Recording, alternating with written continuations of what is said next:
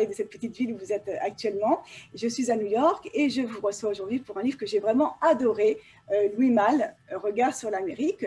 Et je suis ravie parce qu'on l'a en exclusivité aux États-Unis sur Rencontre des auteurs francophones. Il ne m'en reste plus beaucoup. Les stocks sont bien partis, donc n'hésitez pas à le commander dès aujourd'hui. Alors, on va parler un petit peu de vous. Vous êtes anthropologue et journaliste, docteur en anthropologie.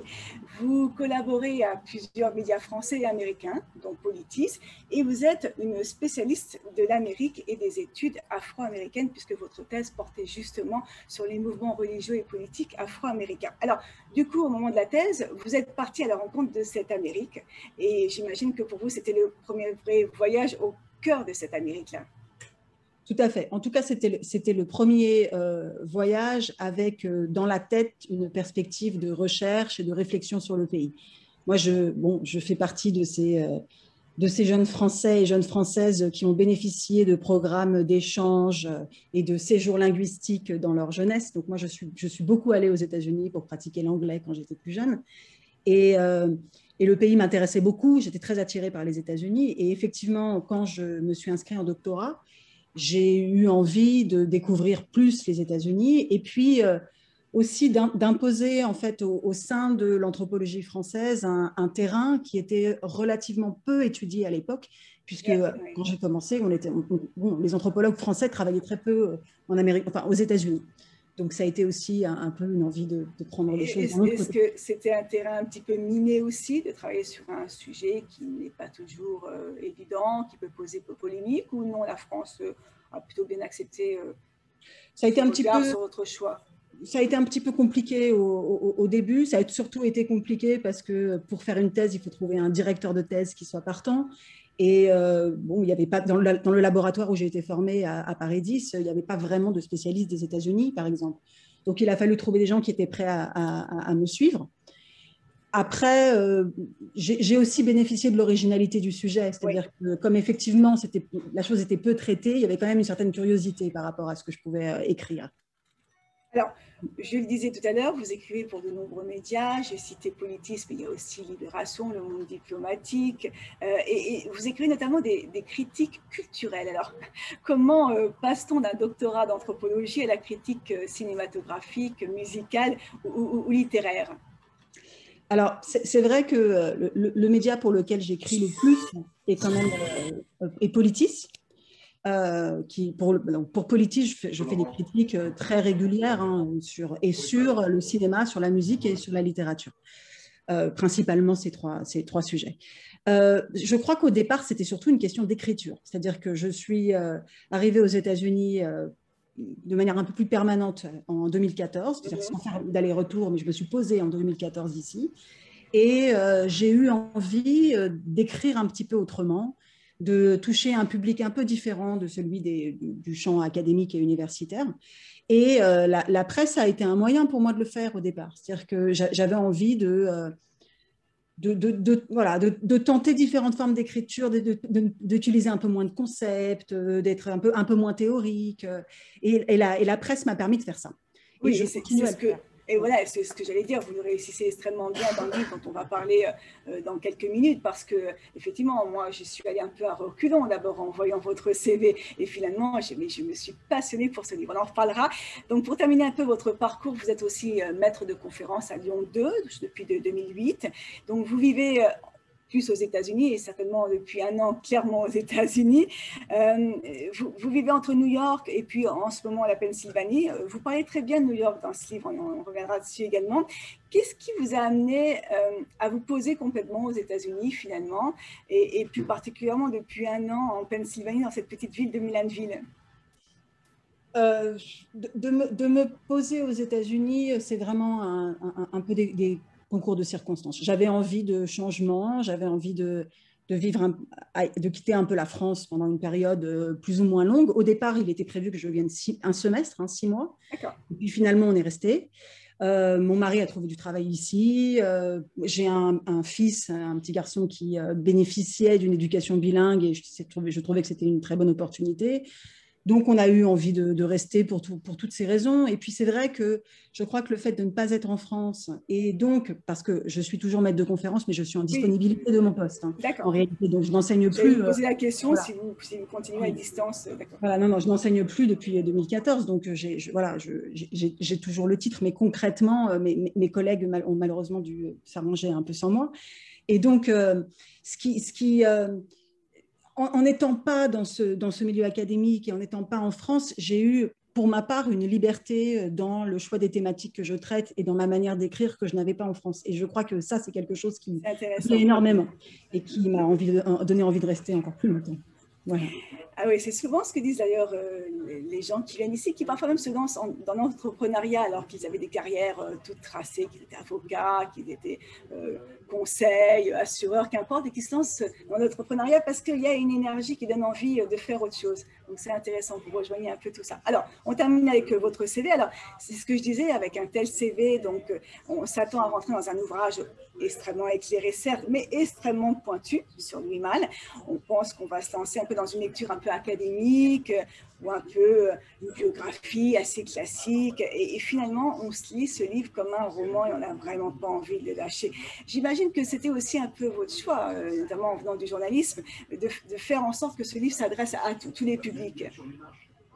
Oui, tout à fait. Je voulais vraiment clairement que le livre ne s'adresse pas exclusivement à un public de chercheurs ou de spécialistes du cinéma ou de spécialistes de Louis Malle. J'avais vraiment ou des cinéphiles, hein, parce que ouais, je fais partie des gens qui vont de temps en temps au cinéma. Je ne suis pas une cinéphile et je suis rentrée dedans à 100%. Donc, ouais, non, et puis je crois qu'à travers la figure de Louis Malle, mais aussi parce que Louis Malle s'y prête particulièrement, j'avais quand même avant tout aussi envie de parler des États-Unis et j'avais envie de parler des États-Unis de manière un peu ludique, c'est-à-dire en faisant des bonds dans le temps, en parlant de la situation contemporaine, mais aussi de l'époque de Louis Malle, en parlant de son regard et du mien.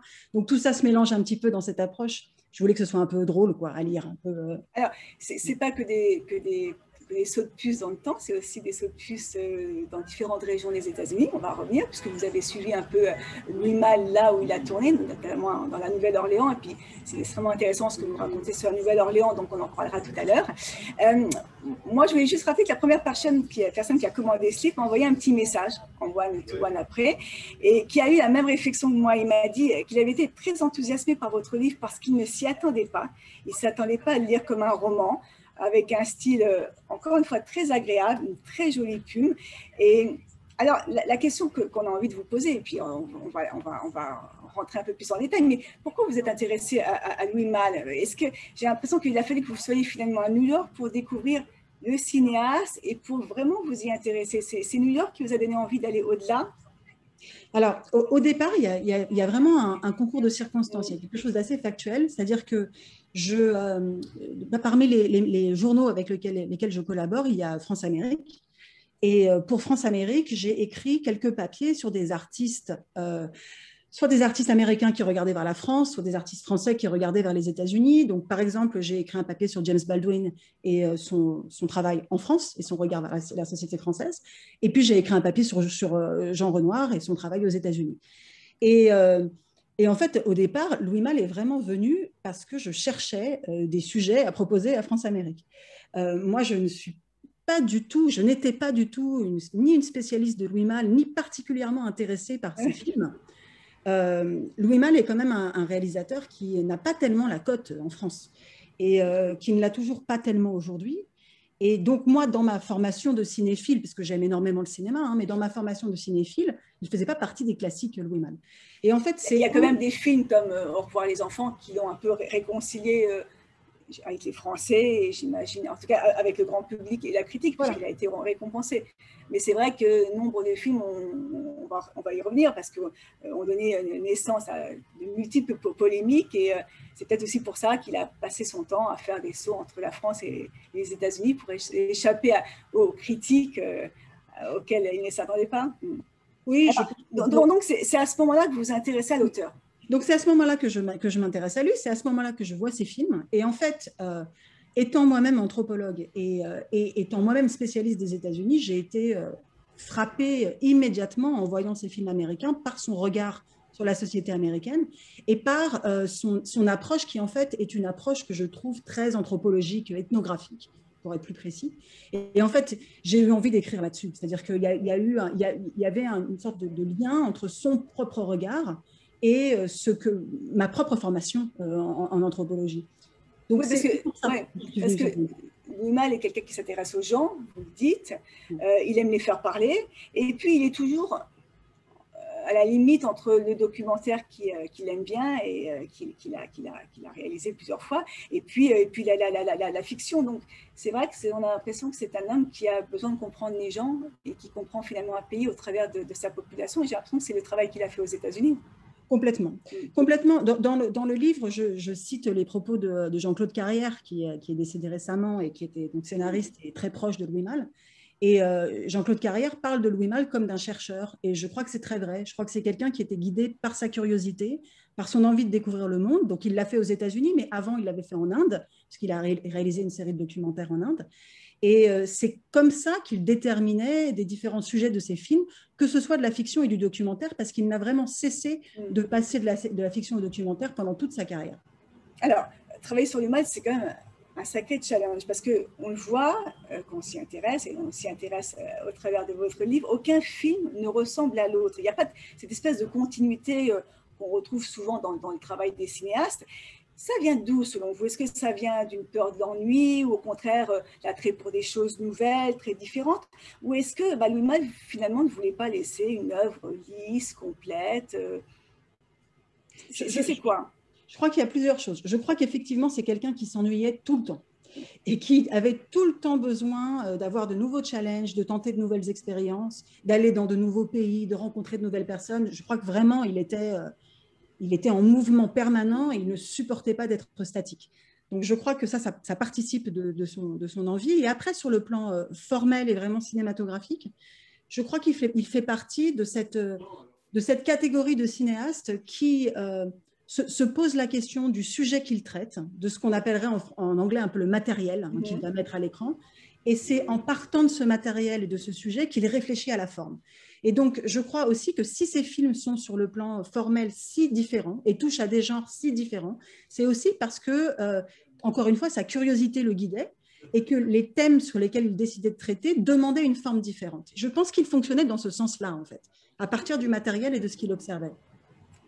Ah, c'est intéressant. Et parce qu'en plus, vous le dites d'ailleurs, finalement, de tous les réalisateurs français qui ont tourné aux États-Unis, parce que c'est loin d'être le seul, hein, vous parlez de Renoir, mais il y en a d'autres, c'est certainement celui qui a le plus émigré ici. Il est resté quoi, 15 ans, presque 20 ans aux États-Unis, il a fait une partie de sa vie ici. Est-ce que c'est ça aussi qui vous a intéressé, cette plongée complète du réalisateur français dans cette Amérique qui est aujourd'hui la vôtre finalement? Mais complètement, il est mort à Los Angeles, Louis Malle. Donc, en réalité, on parle parfois de ce qui serait sa période américaine, c'est-à-dire de 1978 à 1986, grosso modo. Mais en réalité, il n'a jamais vraiment quitté les États-Unis. Il était marié à Candice Bergen. Oui. Donc, il a eu une fille avec elle qui est née aux États-Unis. Donc, il avait toujours ce rapport avec les États-Unis, bien sûr. Hein. Et qu'est-ce que je voulais dire? Et oui, donc toujours dans cet entre-deux.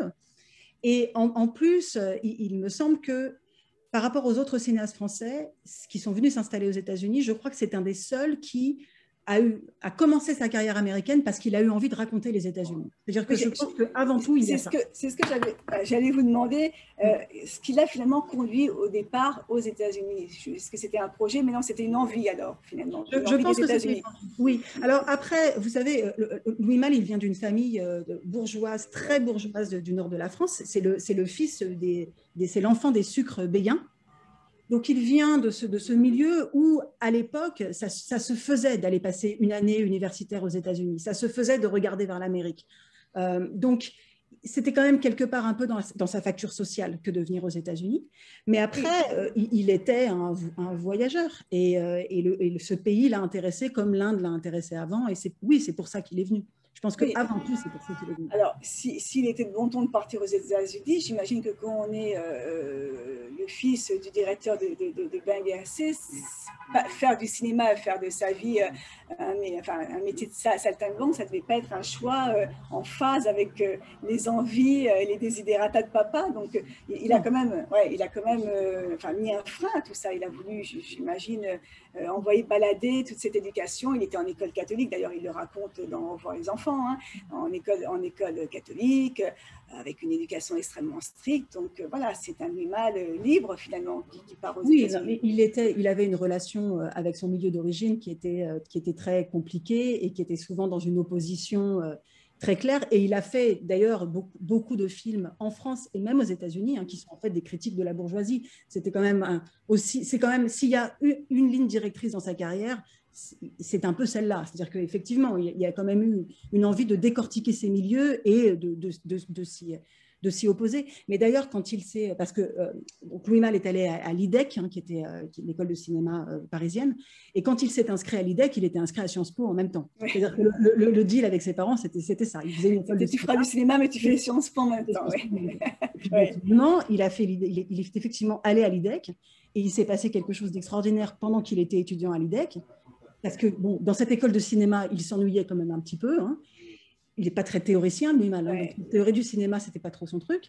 Et en fait, il se trouve que le commandant Cousteau a contacté l'IDEC parce qu'ils étaient à la recherche de quelqu'un qui pourrait l'accompagner dans ses expéditions. Et Louis Malle est parti avec le commandant Cousteau, a arrêté ses études et a pris la caméra. Et c'est devenu Le Monde du silence, qui est ce documentaire de Cousteau, et qui a été co-réalisé par Cousteau et Louis Malle. Et oscarisé. Donc, et oscarisé. C'est formidable de commencer comme ça. Et pas le mériter. Alors, est-ce qu'il est... on est tous ici des expatriés. Quand on part à l'étranger, c'est aussi une façon de remettre les choses à plat, de recommencer à zéro. C'était un peu ça aussi, Louis Malle, quand il est parti aux États-Unis, l'envie d'envoyer balader peut-être quelque chose qui était devenu routinier, même si ce qu'il a fait avait de l'importance. Mais voilà, cette envie d'envoyer balader les choses, de reprendre sa caméra sur un terrain vierge. Complètement. Et d'ailleurs, pareil, dans des propos que je cite dans le livre, il explique qu'il avait peur et c'est son terme, hein, il avait peur de devenir un cinéaste provincial. Oui. Qu'effectivement, il voulait se remettre en danger, changer des choses et remettre le compteur à zéro. C'est effectivement ce qu'il dit. Hein. Donc, je crois que oui, tout à fait. Mais c'est intéressant parce que vous faites le parallèle entre le provincial qui part à la conquête de l'Amérique. Alors, on a l'impression que pour Louis Malle, qui avait quand même réussi beaucoup de choses, ce n'était pas le cas, mais c'est comme ça qu'il l'a ressenti aussi. Ah, complètement. Alors, certains disent que Louis Malle a quitté la France parce qu'il avait été à l'époque touché par les polémiques autour de ses derniers films, dont La Combe du Sien. Et plus tard, il quittera aussi l'Amérique pour la France aussi parce que les critiques lui ont fait du mal. C'est votre avis aussi? Vous estimez que Louis Malle n'aimait pas la critique ou alors qu'il était blessé par la critique? C'est deux choses différentes. C'est quelque chose qui est assez compliqué chez lui. Je crois que, pour ce qui est de la polémique, je ne pense vraiment pas que le fait d'être au cœur de polémique était un problème pour lui. Je pense même qu'il s'en satisfaisait plutôt. Et effectivement, il y a eu les polémiques autour de La Combe du Sien, qui est donc ce film qui se passe à la fin de la Deuxième Guerre mondiale et qui est sur la collaboration, hein, et qui est un film qui avait reçu de très vives critiques en France, mais aussi des critiques très enthousiastes à sa sortie. Oui. Hein, je m'en souviens, oui. Donc, on a beaucoup dit qu'il était venu aux États-Unis parce qu'il voulait fuir cette polémique. Des polémiques comme ça, en réalité, Louis Malle, il en a eu plein dans sa vie. Il y a eu toute la polémique autour des Amants, qui est son deuxième film. Oui, on va en parler d'ailleurs, parce que je trouve ça assez intéressant. Où il s'est retrouvé au cœur de plein de discussions, d'oppositions, etc. Et puis, par la suite, quand il a tourné Fatal, il y a eu le même type de polémique. Donc, c'est vraiment... La polémique... Je pense presque qu'on pourrait dire qu'il la cherchait. Je crois qu'il était quand même très provocateur. Oui, c'était ce que j'allais vous dire, parce que finalement, il a toujours créé la polémique, donc on ne décide pas de créer la polémique sans vouloir y faire face. Parce que vous dites que c'est aussi le réalisateur de la première scène de sexe au cinéma, et puis après, dans Les Amants, et puis après dans ce film suivant, on voit une mère abandonner son enfant de 4 ans, sa petite fille de 4 ans, ça aussi, ça a fait scandale. Ça a fait scandale partout d'ailleurs. Et alors moi, je me pose la question, alors vous avez la connaissance que je n'ai pas, mais est-ce que du coup, quand on fait face à ce genre de critique en France, est-ce qu'on ne s'attend pas à voir quelque chose de presque pire en allant aux États-Unis, qui est quand même un pays plus puritain, presque plus critique que la France? est-ce qu'il n'a pas eu peur de se heurter finalement à pire qu'en France? Je ne crois pas. Je crois qu'il était vraiment. Enfin, je pense que la France de Giscard, pour Louis Malle, c'était vraiment très douloureux. Et je crois que la France de cette époque-là était quand même une France puritaine à plein d'égards. Et puis par ailleurs, les milieux qu'il fréquentait à New York, et c'est aussi ça, moi, qui m'a beaucoup intéressé chez Louis Malle, c'est tous ses collaborateurs aux États-Unis et les gens avec qui il a travaillé. Il a travaillé avec des gens extraordinaires et qui étaient beaucoup des gens qui venaient du théâtre et qui, eux, étaient vraiment tout sauf puritains. Donc, je crois que le milieu intellectuel qu'il fréquentait était un milieu qui était, bon, ça se pose en ces termes-là, certainement moins puritain que celui qu'il fréquentait en France. Et que ça a été libérateur pour lui. Mais pour ce qui est de la critique, je voudrais juste ajouter une toute petite chose, qui est que, en revanche, donc, il y a la question de la polémique, et après, il y a la question des avis des critiques et de l'influence que ça avait sur son moral et sur son être. Et je crois que là, il est assez compliqué, parce que c'est effectivement quelqu'un qui n'a cessé de claquer des portes pendant toute sa vie, mais qui quand même avait un certain besoin de reconnaissance. Et quand on voit la cérémonie des Césars, où Au revoir les enfants a été couvert de récompenses, il y a quand même un bonheur chez Louis Malle de enfin être reconnu. Il était ému. Voilà, il est très ému. Et donc, voilà, donc je crois que quand même, il claquait des portes, mais il avait quand même envie qu'on se rappelle de lui et qu'on l'aime, quoi. Alors, j'aimerais qu'on revienne sur ce premier film qui a fait scandale, Les Amants, parce que ce qui est intéressant, c'est qu'il a provoqué des scandales ici aux États-Unis aussi. Je crois qu'il y a des directeurs de cinéma qui ont été arrêtés. Il y a eu des choses qui ont été beaucoup plus loin qu'en France. Donc, finalement, les scènes qui ont été vécues ici contre ce film, on n'aurait jamais pu les vivre en France. Donc il s'est heurté à des situations plus importantes. Et je me suis demandé si finalement cette Amérique assez complexe, vous parliez des milieux culturels et intellectuels new-yorkais et puis d'autres Amériques, on y reviendra longuement, mais est-ce que c'est cette Amérique diverse et complexe qui passionnait aussi Donald? Ah oui, je crois. Je crois que ce qui l'intéressait, c'est que il y avait une multitude de ce qu'il appelait des mini-cultures, qui est un terme vraiment très anthropologique. Et ce qui l'intéressait, c'était de naviguer d'une mini-culture à l'autre, de naviguer d'un milieu à l'autre et de voir comment ça grinçait, quoi. Comment il pouvait y avoir des hostilités plus ou moins ouvertes, ou en tout cas des imbrications, etc. Donc oui, je pense que tout ça faisait partie de son... C'est cette diversité qui l'intéressait, effectivement. Alors, donc vous le disiez tout à l'heure, il arrive aux USA quand même avec un sacré bagage parce qu'il est bilingue, donc on a un peu compris pourquoi vous venez de nous l'expliquer. Il avait passé du temps aux États-Unis et puis il avait surtout une connaissance du cinéma américain assez exceptionnelle pour un Français de l'époque. Alors, il est bilingue, j'imagine, grâce à ses séjours qu'il a pu faire jeune aux États-Unis, mais comment il s'est forgé cet amour du cinéma américain en fréquentant les salles de cinéma, avec une rencontre spécifique, c'est quoi alors on sait que c'était un amoureux du jazz. Est-ce que c'est lié? Alors, je crois quand même qu'il est d'une génération qui a beaucoup regardé vers le cinéma américain. C'est-à-dire que Louis Malle ne s'est jamais associé et n'est pas traditionnellement associé à la Nouvelle Vague. Et il est quand même exactement de cette même génération. Et la Nouvelle Vague est les cahiers du cinéma, etc., sont vraiment des lieux où on a regardé vers le cinéma américain, on a essayé d'écrire une histoire du cinéma américain. Et donc, Louis Malle participait un petit peu de ces engouements. Donc, il allait effectivement de cinéma en cinéma et de ciné-club en ciné-club, où il a pu découvrir tous ces films. Donc, effectivement, sans faire vraiment partie de la bande, parce que là aussi, il y a chez lui...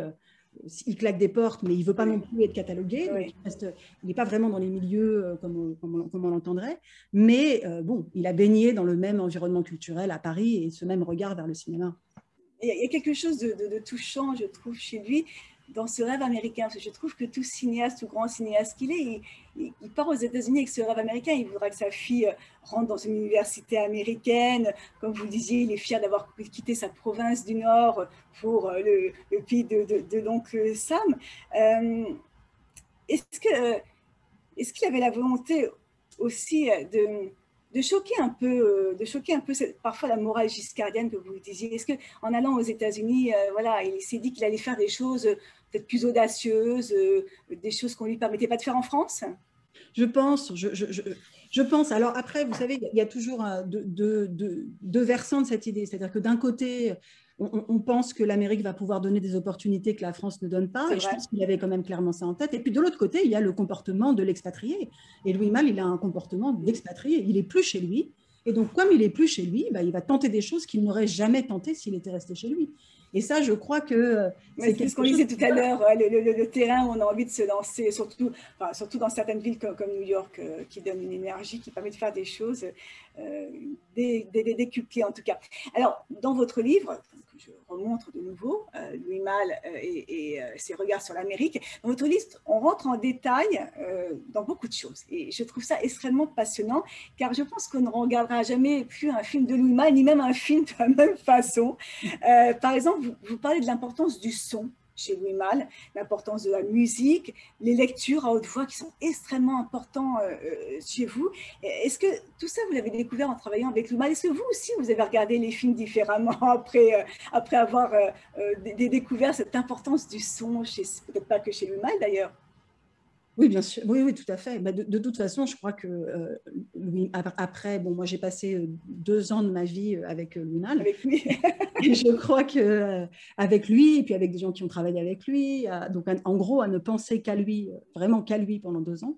Donc, je crois qu'il a énormément imprégné maintenant mon regard sur le cinéma et mon regard sur les films.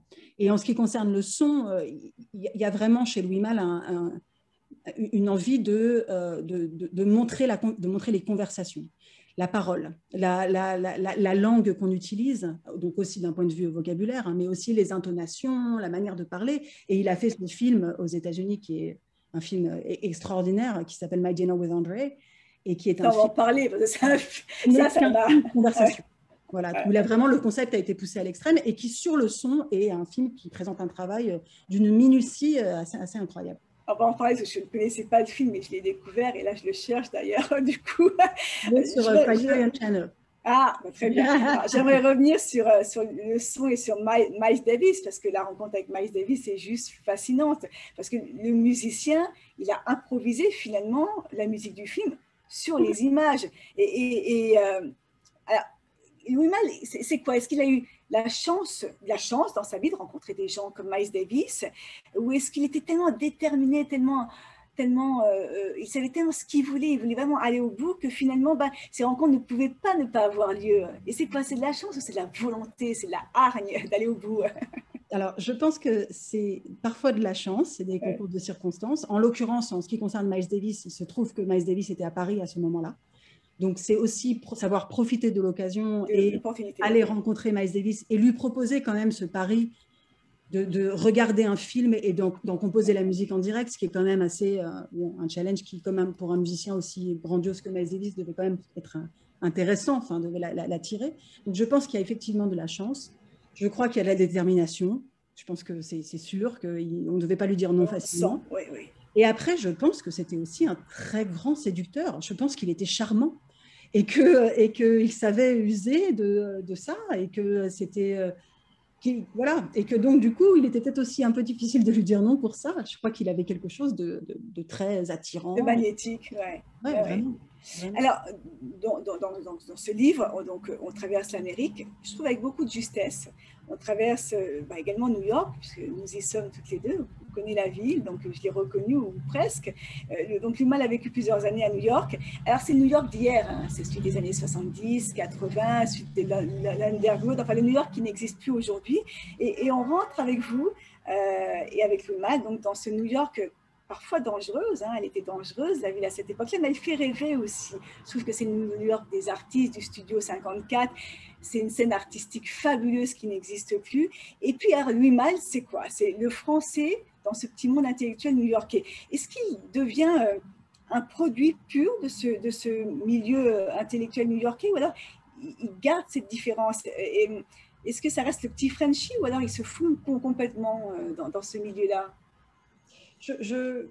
je pense que c'est un peu les deux. C'est-à-dire que je crois qu'il a effectivement noué des amitiés aux États-Unis qui sont des amitiés profondes et avec des gens qui ont été extrêmement touchés par sa mort, qui ont beaucoup parlé de lui après son décès. Moi, je sais que dans les entretiens que j'ai pu faire aux États-Unis, j'ai quand même toujours été accueillie par des gens qui l'adoraient. On le sent, hein. Un amour inconditionnel pour lui, vraiment, et qui était très, très touchant. Donc, je crois qu'il avait ce côté un peu de mimétisme presque, hein, où effectivement il s'est un peu fondu dans ce milieu, que ce soit avec John Guare, qui est un auteur dramatique avec lequel il a beaucoup travaillé, ou Andre Gregory, qui est metteur en scène avec qui il a beaucoup travaillé aussi. Donc voilà, je crois qu'il y avait un petit peu, il s'est fondu dedans. Mais en même temps, parce qu'il avait un regard extérieur, il était aussi intéressant pour ce milieu, parce que ses remarques, ses réflexions étaient un peu décalées, donc permettaient aussi de réfléchir et d'avancer dans la compréhension du monde qui nous entoure. Mais est-ce que grâce à ça, il a fait un cinéma différent? Est-ce qu'on peut dire que son cinéma américain est différent du cinéma français? Je pense que... Bon, il y a des choses qui sont très proches. C'est-à-dire qu'il y a vraiment, si on suit toute la carrière de Louis Malle, cette espèce d'aller-retour entre documentaire et fiction qui est très importante et qui, en fait, informe ces films français presque autant que ces films américains, en réalité. Donc ça, bon, là, je pense qu'il y a vraiment une continuité dans sa carrière à ce niveau-là. Mais vraiment, pour moi, ce qui fait que les films américains sont différents, c'est vraiment les États-Unis, c'est vraiment la matière qu'il essayait de... Mais est-ce qu'il a signé des films américains aux États-Unis ou est-ce qu'il a signé des films français aux États-Unis? Est-ce qu'il a gardé son je pense qu'il a fait qu'au-delà d'être français ou américain, il était en fait très cosmopolite. Et je pense qu'il a fait des films cosmopolites sur la France et des films cosmopolites sur les États-Unis, en fait. Et qui garde toujours ce regard qui dépasse, mais qui en fait, je reviens à l'anthropologie, hein, mais qui a un petit peu aussi cette approche d'anthropologue, c'est-à-dire d'essayer de casser un peu les déterminismes culturels pour regarder en essayant d'être le plus objectif et neutre possible, avec tous les guillemets que ça suppose. Bien sûr. Vous parlez des hommes, des gens, mais alors il y a aussi dans chaque film de Louis Malle une ville. Il y a toujours une ville à la base de son film. C'est le cas de Storyville, donc à Nouvelle-Orléans. Et Louis Malle a un coup de cœur pour la ville. Et donc, c'est là qu'il décide de situer le décor de cette histoire qui se passe pendant la Première Guerre mondiale. Et on a l'impression que finalement, Louis Malle tombe amoureux comme ça, alors d'une histoire, d'un lieu, et c'est vraiment un coup de cœur et un coup de tête, j'ai envie de dire. C'est à peine s'il se laisse le temps de réfléchir s'il y a finalement quelque chose à faire. On a l'impression que voilà, il va dans un lieu, il lit un journal, il fait, j'y vais. C'est ça un peu Louis Malle. C'est déjà comme ça en France, dans son cinéma? Non, je pense qu'il y avait peut-être un petit peu moins de spontanéité, mais en même temps, il rebondissait tout le temps. Par exemple, avant de partir aux États-Unis, il avait prévu de faire un documentaire sur l'Amazonie. Et puis, donc, il a été assisté à des conférences d'anthropologues, il a lu sur l'Amazonie, et puis il s'est lassé. Parce que voilà, c'est aussi quelqu'un qui s'ennuyait tout le temps, donc il s'est lassé. Mais sauf qu'il avait un budget pour faire un film.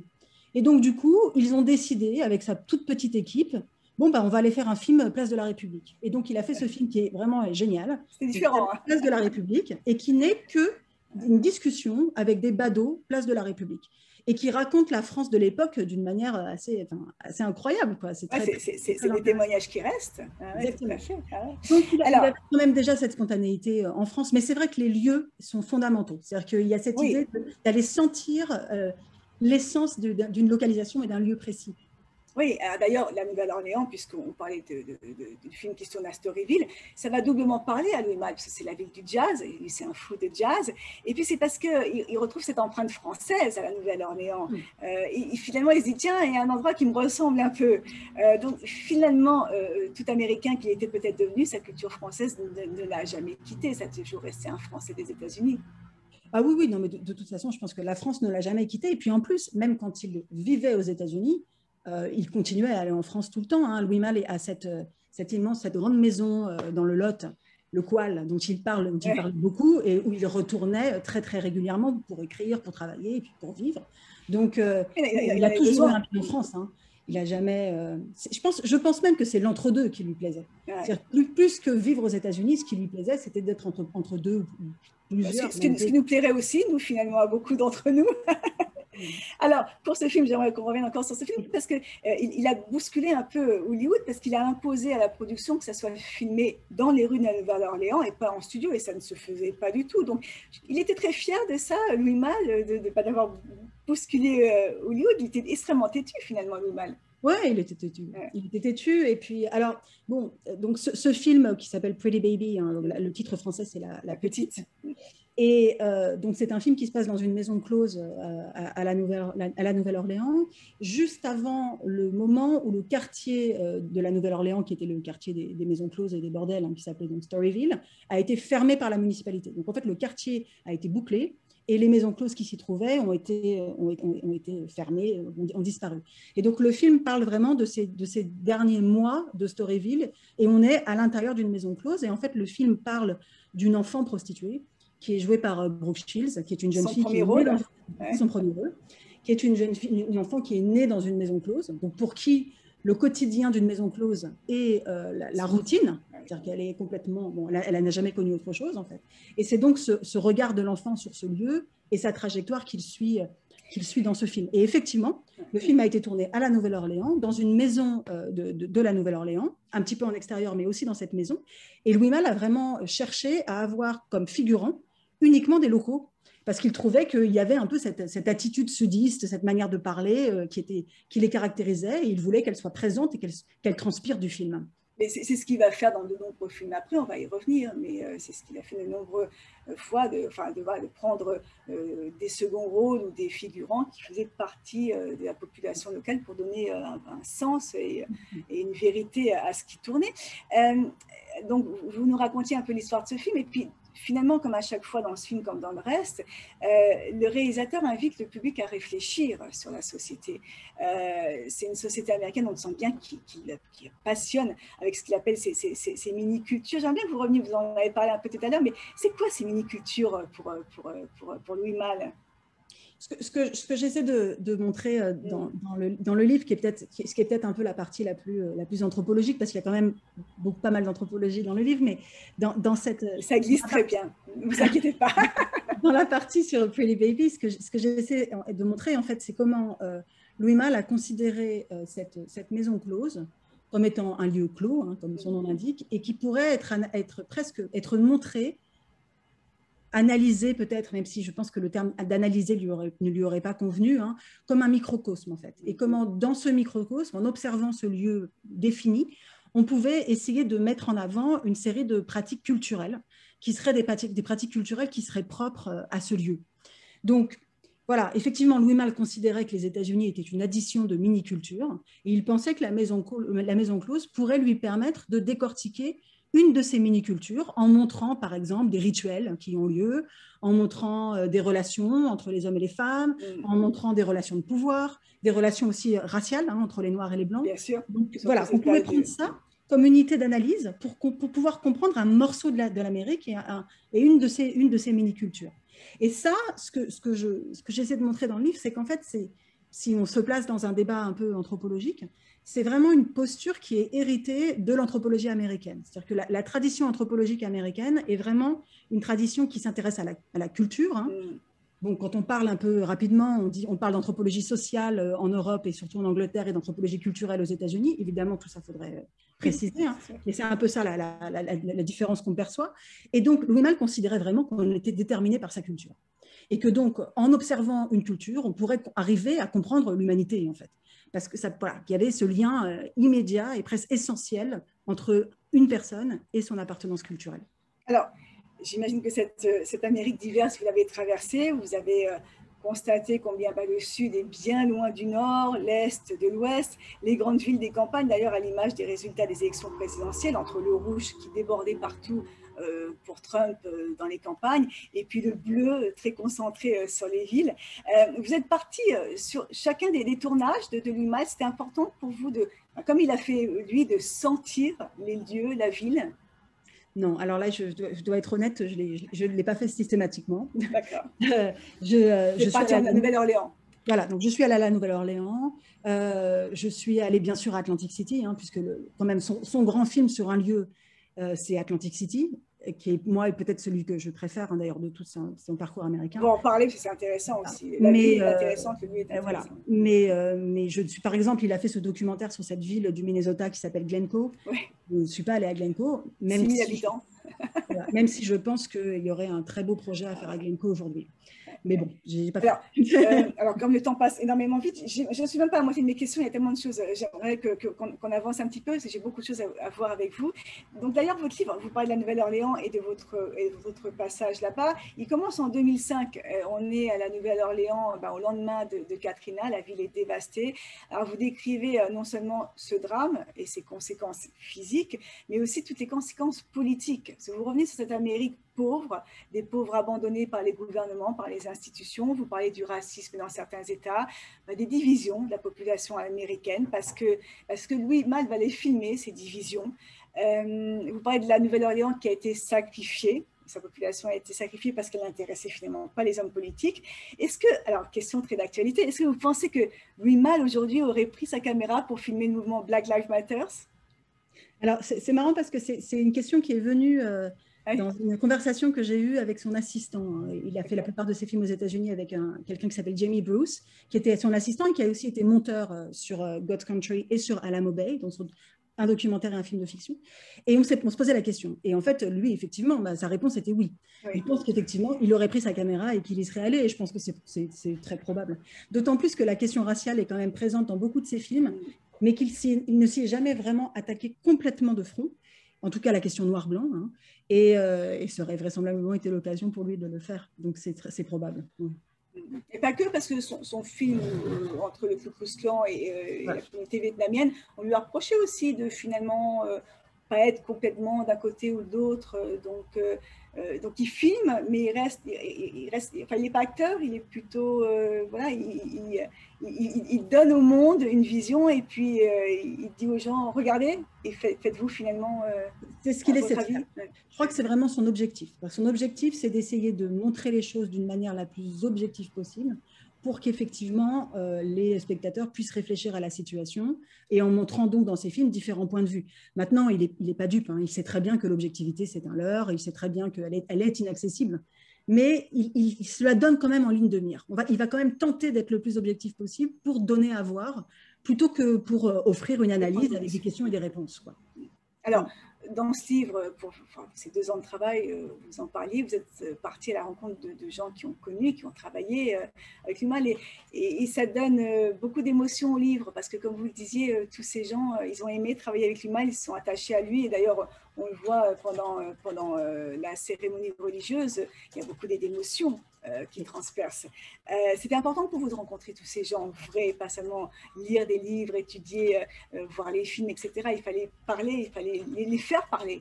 Ouais, c'était fondamental. Je voulais vraiment, je pensais vraiment que pour comprendre Louis Malle, il fallait que je passe par des entretiens, que je puisse le découvrir par la parole des autres.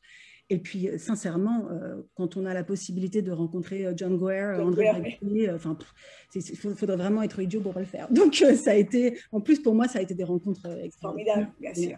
Ouais. Alors, vous en parliez, donc, autre film, autre ville, Atlantic City. Je trouve que vous décrivez très bien les grandeurs et les décadences de cette ville. Moi, j'ai découverte en 2014 comme un cimetière de casinos et d'hôtels à l'abandon. Alors, donc, Atlantic City, c'est cette rencontre avec John Guare dont vous parlez. Qu'est-ce qui a passionné Louis Malle à Atlantic City? C'était là encore cette introspection de la société américaine, cette ville qui est le parfait exemple, je trouve, entre tous ces antagonismes possibles. On a le casino, l'argent, la mafia, et si de l'autre côté, on traverse une rue et c'est l'extrême pauvreté. C'est ça qui a aussi intéressé les cinéastes. Je crois que ce qui l'a vraiment intéressé, c'est cette idée de lieu dans une période de transition. C'est-à-dire, déjà tout à l'heure, quand on parlait de la Nouvelle-Orléans, je vous disais qu'effectivement, c'était le film à un moment donné racontait le moment d'avant, en fait. Et à la Nouvelle-Orléans, enfin, pardon, à Atlantic City, quand il va à Atlantic City, donc entre 79 et 80, il est vraiment au moment où les casinos s'ouvrent et où donc cette pour ville… faire revivre la ville, parce que Voilà, c'est une ville qui était moribonde. Exactement. Donc, du coup, il y a des chantiers de construction partout. Il y a, la ville est un espèce de chaos général. Donc, je crois, tout à l'heure, on parlait du son. Je pense que ce son de la ville qui est en travaux lui plaît, l'intéresse.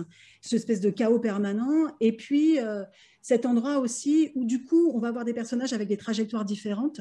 Des gens qui sont des gens de l'ancienne époque, qui ont connu la vieille Atlantic City, et puis des gens qui arrivent aujourd'hui pour travailler dans les casinos, et comment ces différentes trajectoires vont se confronter dans l'histoire du film, dans le scénario, mais aussi, bien sûr, dans sa mise en scène. Il y a le vrai rêve américain, il y a des gens qui viennent de partout pour essayer d'être croupiers, pour essayer d'avoir leur place dans cette Atlantic City qui est en train de devenir un lieu puissant aux États-Unis. Donc il y a encore le rêve américain. Ouais. Et ce qui est vraiment très, très fort dans Atlantic City, mais c'est aussi lié au scénario de John Guare, qui est vraiment une merveille.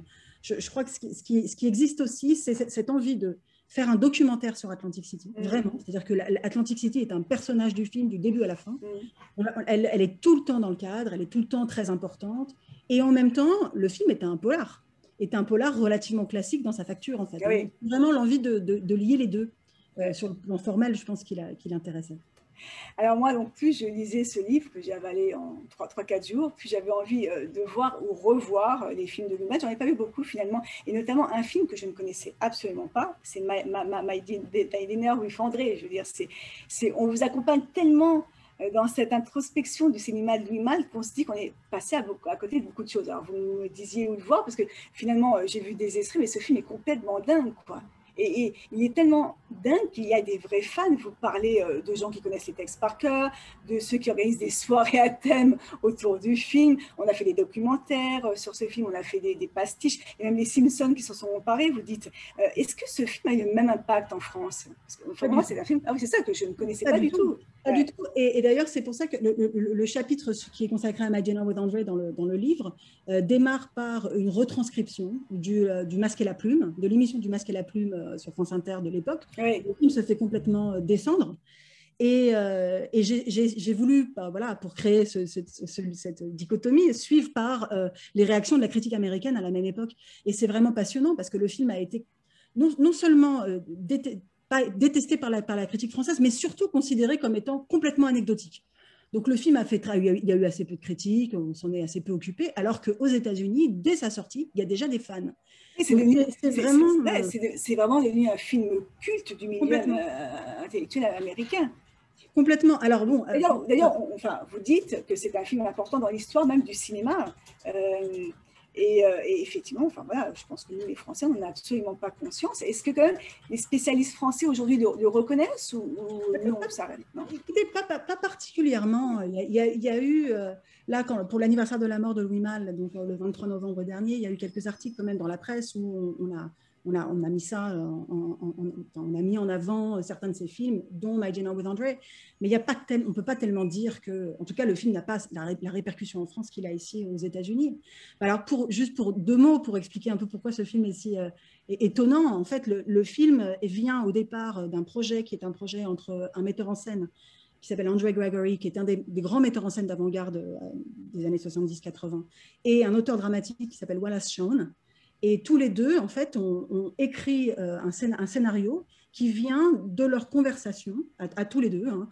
Il y en a un qui a voyagé de par le monde, qui raconte ses expériences et ses voyages à son ami. Et donc, le film vient directement de cette conversation. Et en fait, le film n'est qu'une discussion entre ces 2 personnages dans un restaurant à New York. C'est pas une discussion très, très, très équilibrée. Il y en a un qui raconte et l'autre qui suit. Jusqu'à ce qu'il explose. Et son explosion est intéressante. Je vais la découvrir. Alors, moi qui suis néophyte, c'est vrai que ça a été un vrai plaisir parce qu'on comprend en vous lisant l'œil du cinéaste, son travail.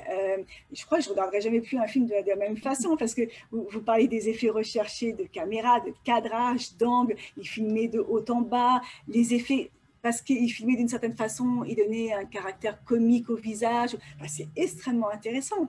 Et je me suis demandé alors, qu'est-ce qui était peut-être le plus important pour Louis Malle? On a parlé du son, mais est-ce que presque l'image n'est peut-être pas plus importante que le texte, ou finalement tout est important chez Louis Malle?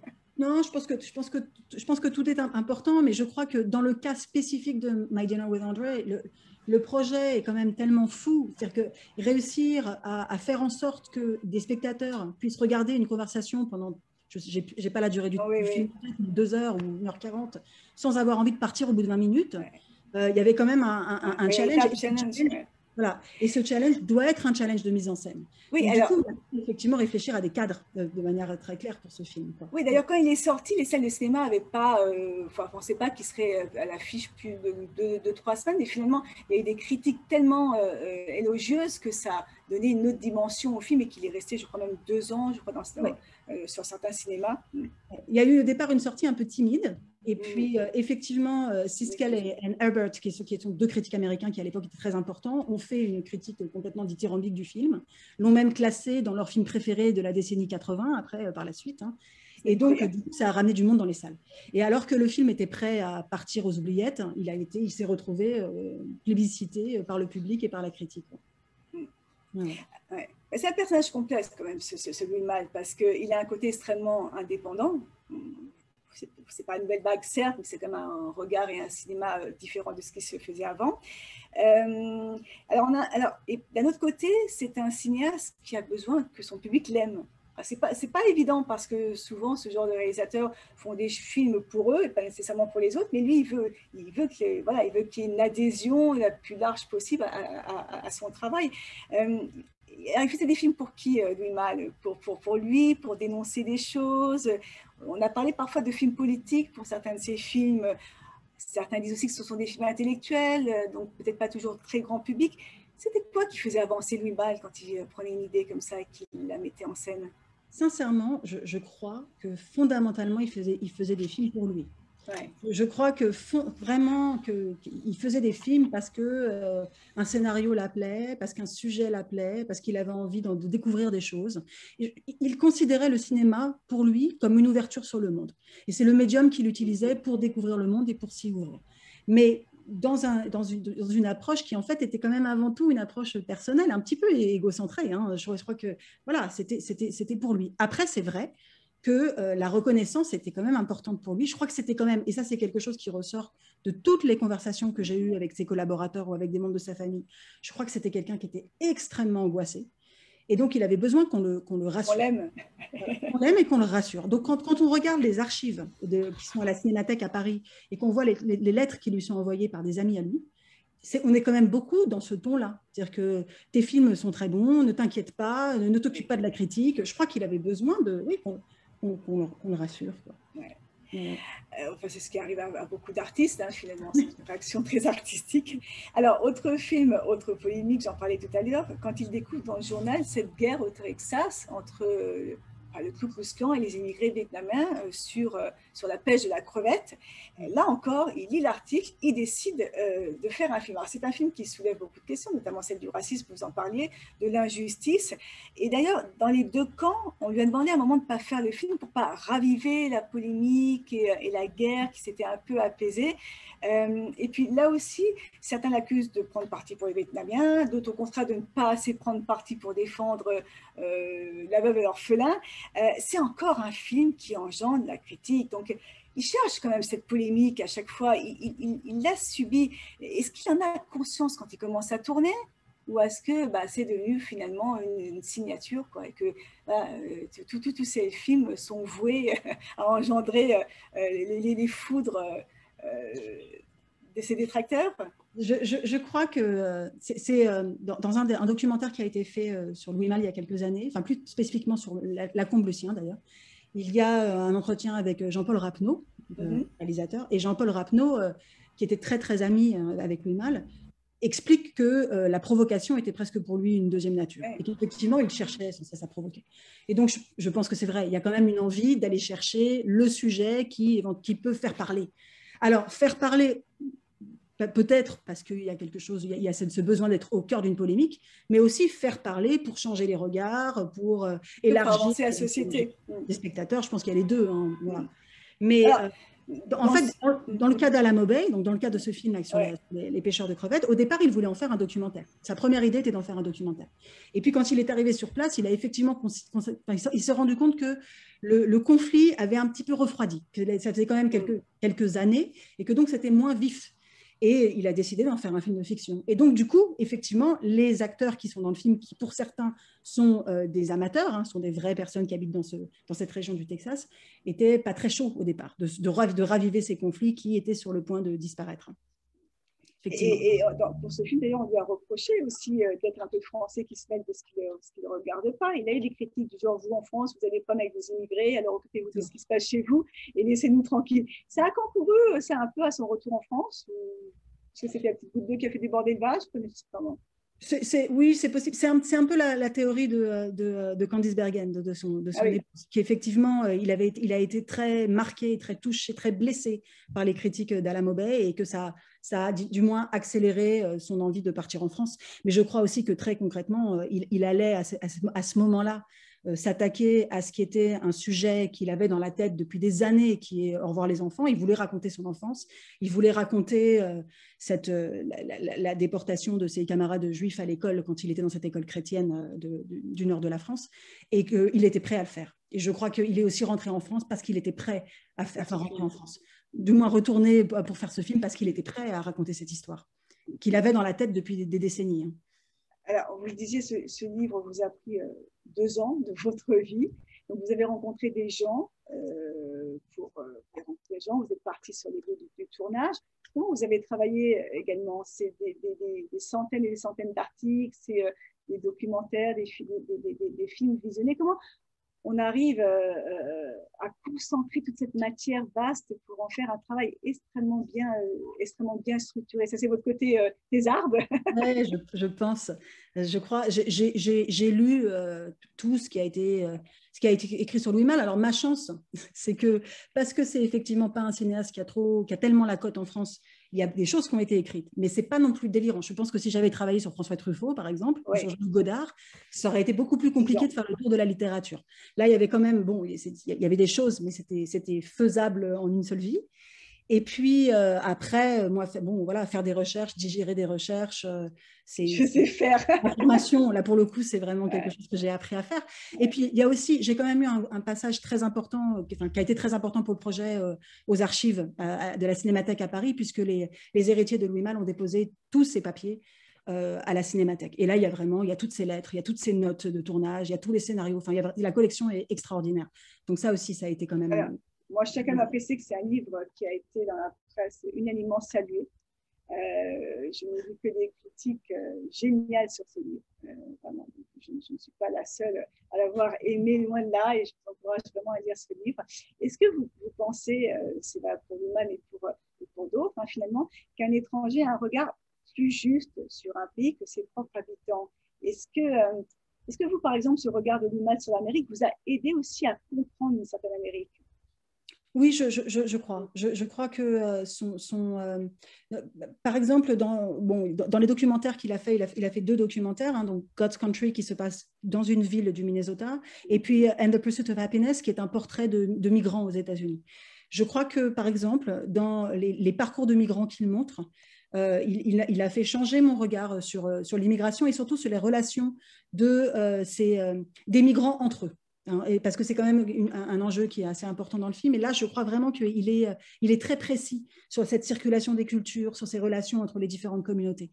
Donc oui, il a changé mon regard de manière très claire sur plein de sujets. C'est intéressant dans ce film parce qu'il va à la rencontre de gens extrêmement différents, de ceux qui viennent de nulle part et qui réussissent extrêmement bien, donc qui accèdent au rêve américain, et puis ceux pour qui sont fraîchement débarqués, qui se retrouvent face à une nouvelle culture, à un nouveau monde, à une nouvelle vie, parfois à une nouvelle liberté. Mais je crois que le point commun de tous ces gens qu'il a interviewés, c'est cette envie de l'Amérique, ce qui est aussi la sienne. C'est un peu son histoire finalement. Exactement, exactement. Et c'était son idée. En fait, au départ, le film est une commande d'une chaîne de PBS, je ne sais plus si c'est PBS ou HBO, mais je crois que c'est PBS, qui demandait, au départ, il devait faire un film pour l'anniversaire de la Statue de la Liberté. Et lui a accepté en disant, d'accord, mais moi, je ne vais pas vous raconter l'histoire de la Statue de la Liberté, je vais vous raconter ce que ça symbolise aujourd'hui chez des communautés de migrants. Et avec, au départ, effectivement, essayer de filmer cette envie de renouveau et cette envie de recommencer dans une nouvelle vie en Amérique. Bon, évidemment, maintenant, comme c'est Louis Malle, il n'a pas pu s'empêcher, et tant mieux, de montrer des moments plus difficiles et où le rêve américain grince. Alors, il y a une scène quand même incroyable. Il y a cette scène où il se retrouve à Brighton Beach, qui est, pour ceux qui ne connaissent pas, la ville russe du Queens et du New Jersey, et il se retrouve à Brighton Beach et il voit dans un cabaret russe une chanteuse afro-américaine née dans le New Jersey et qui chante des chansons populaires russes. Et là il se remet un peu en cause quand même. Il se dit, mais est-ce que c'est pas de l'assimilation à l'envers, et est-ce que l'Amérique c'est aussi ça? Donc on se demande, avec cette petite remarque, s'il a compris cette Amérique ou si finalement toute sa vie ça aurait été la recherche de comprendre cette Amérique aussi diverse. Moi, j'adore cette. Donc, c'est la dernière réflexion. Ah oui. Le film se finit là-dessus.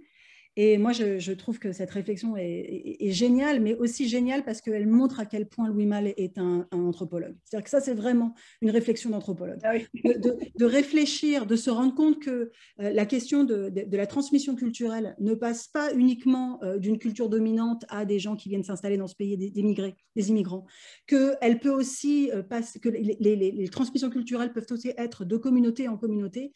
Ça, c'est vraiment une réflexion d'anthropologue. Et je crois que ça l'interroge. Mais le fait qu'il montre ça et qu'il mette en avant ça et qu'il finisse le film là-dessus montre toute la richesse de sa pensée. Effectivement, sa pensée n'est pas finie. Il était en train de la construire et il aurait vraisemblablement continué de la construire s'il n'était pas mort aussitôt, s'il n'avait pas disparu aussi rapidement. Ouais, d'ailleurs, je me suis demandé quel aurait été son regard sur la France d'aujourd'hui, finalement, où les communautés parfois ont du mal à cohabiter. Donc, ça aurait été intéressant de voir son regard des cinéastes dessus. Donc, il rentre en France en 87. Et puis, vous parlez de cette fameuse remise des Césars où il est largement applaudi pour voir les enfants. Et puis, de nouveau, il s'ennuie en France, tourne aux États-Unis. Voilà. Donc, alors, avant les États-Unis, il va en Angleterre. Ah oui, exactement. Il est fatal en Angleterre.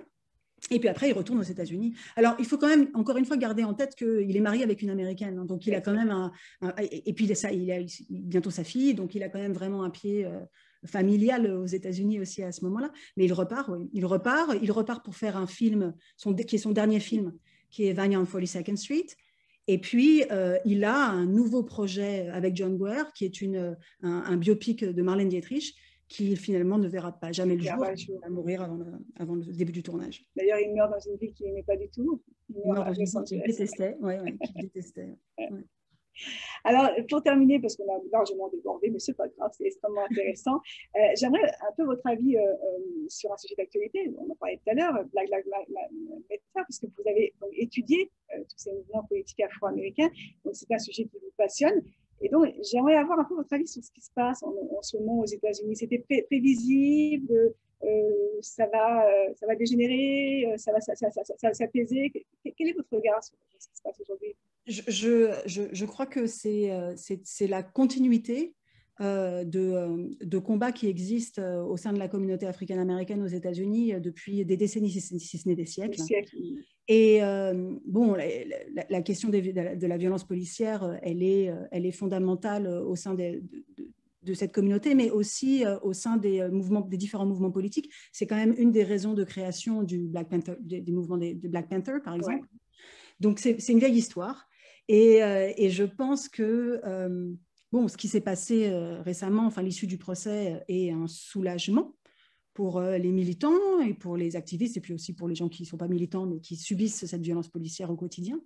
Mais je pense que, vous savez, je crois que les Africains-Américains sont des gens qui savent évidemment que le racisme a de multiples visages, se recrée en permanence, se transforme en permanence, et que donc les moyens de lutte doivent s'adapter à cette espèce de réalité protéiforme, et qu'il y a cette espèce de foisonnement intellectuel et politique qui fait qu'ils sont toujours prêts à, malheureusement, à s'attaquer à ces nouveaux visages du racisme.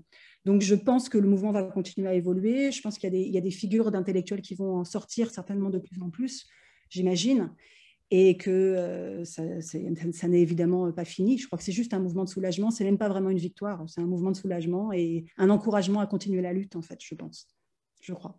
Merci Pauline, on termine sur vos projets littéraires. Il y a un livre qui va sortir bientôt sur un autre cinéaste. Ouais, je suis en train de boucler un livre sur un autre cinéaste qui touche à tout et qui est américain cette fois-ci, qui est Steven Soderbergh. Et le livre, a priori, va paraître en octobre. Voilà. Eh En ben, français. on aura, j'espère, le plaisir de vous recevoir pour en parler. Donc, je rappelle que Avec votre livre plaisir. Louis Malle, Regard sur l'Amérique, est sorti il y a quelques mois, que nous l'avons, il n'y a plus beaucoup de stock, il reste quelques exemplaires en exclusivité aux États-Unis sur Rencontre des auteurs francophones.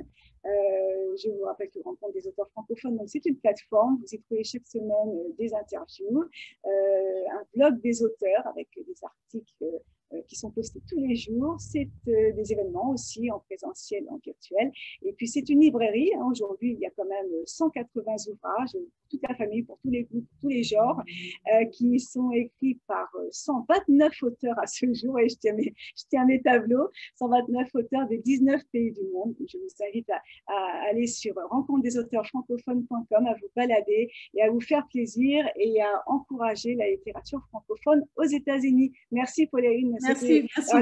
Désolée de ce début un peu chaotique. Vous avez fait les frais de la nouvelle version Zoom Facebook. C'est un vrai plaisir de vous recevoir et j'espère vous retrouver. Et merci pour tout ce travail et pour cette communauté d'auteurs. C'est super. Merci beaucoup. Un plaisir. Merci, Pauline. À bientôt. Au revoir. Au revoir.